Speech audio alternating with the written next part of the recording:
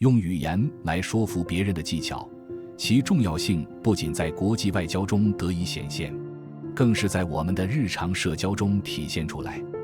善于表达的人往往能够与各类人交往得心应手，因而备受欢迎。今天新觉要分享的是鬼谷子9大说服术的要诀，让你轻松地说服这世间的9种人。你好，欢迎来到明悟的频道，我是新觉。鬼谷子姓王名许，又名王禅，号玄微子，道家代表人物，是中国古代政治、军事和谋略领域杰出的思想家，著有《鬼谷子》一书。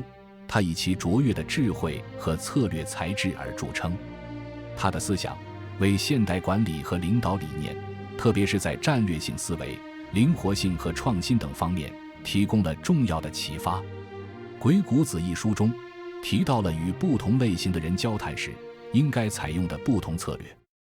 一、与智者言，一于博。与智者谈话要以渊博为原则，必须把自己表现得渊博一点，不是为了虚伪，而是为了建立共鸣。自古英雄惜英雄，当他们感觉到你对事物的理解程度超过了他们，就会对你产生敬佩之情，愿意和你分享交流。如果你表现得很无知，就会觉得你和他们不是一个层次，交谈也就没有什么意思了。二、与博者言，一于辩。与知识渊博的人交谈，要以抢辩为原则。这种人什么都懂，知识面很宽，但不一定全部都精通。与这些人交谈，那就要和他辩论了。你如果不跟他们辩驳，你就只能会成为听众，人家更不当你一回事。因此你需要勇敢地挑战他们，展开辩论。这不仅可以展示你的批判性思维，还能够提高你在他们心目中的地位。一旦他们开始佩服你，那么谈什么都好谈了。三、与辩者言，一于要。与善辩的人谈话，要以简要为原则。当一个人善于狡辩时，你就不要和他争辩，因为这样只会两败俱伤，不利于交谈。你需要精准地抓住核心问题，言简意赅，直指核心，不要让其有拐弯抹角的机会。这样一来，既避免了无谓争论，又确保了对话高效有益。四、与贵者言，一于势。与地位高的人谈话，要以表现出气势为原则，通过在说话时展示出的自信和权威，来赢得他们的尊敬和信任。在这里，所谓的势有2个方面的含义，一方面是造势，要设法让对方感受到一种压力感，这种压力感可以源自你的专业水平，或者是对他们不利的信息等等。另一方面是借势，要借助他人的力量或资源。举个例子，你可以提及你的背景、教育经历，或者与重要人物的接触经历。虽然不是刻意炫耀，但这些信息会在不经意间流露出来，从而让对方对你有更高的评价。大多地位高的人容易有傲慢之心，你不给他点气势看的话，他会瞧不起你。五、与富者言，一于高。与富人谈话，要以高雅潇洒为原则。和富人谈钱是很不理智的事情，富人通常更愿意追求精神和文化层面的话题，所以你要和他们多谈论一些高雅或者有趣味的事物，这样才能获得他们认同，引起他们兴趣。六、与贫者言，一于利。与穷人交谈，要以利害为原则。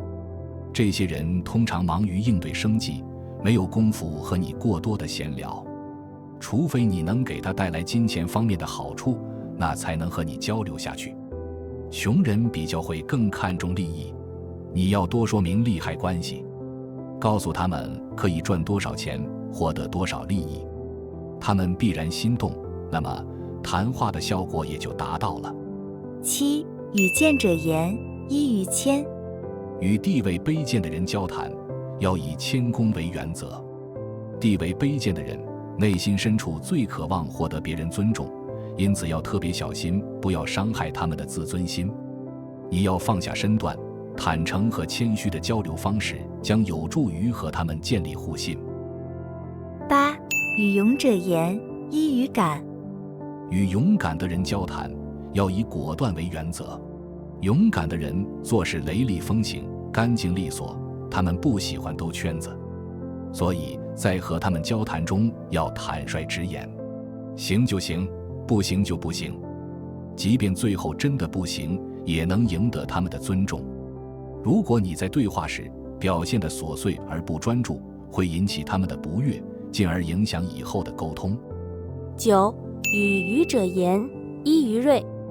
与愚蠢的人交谈，要依靠敏锐思维为原则。这些人可能缺乏知识和思维深度，容易被情感左右。要善于观察和分析，用敏锐的思维和犀利的言辞来说服对方。与他们交流时，你要力求使用清晰简洁的语言，避免使用过多复杂或专业的术语，才能达到与他们沟通的目的。今天我们分享了鬼谷子9大说服术的要诀，这9大要诀总结了与不同类型的人交往时的潜规则。这9大说服术不仅有助于改善个人交往，也能为现代管理和领导理念提供重要的启发。它们并不仅仅是表面的沟通技巧，更是一种理解人性和情境的方式。通过灵活运用这些策略，你可以更好地与各种人建立联系，影响他们的思维和行为，从而更轻松地达到你的交流和沟通目标。那么，今天的分享就到这里，非常感谢你的观看和陪伴。我是新觉，欢迎订阅我的频道。咱们下期再见。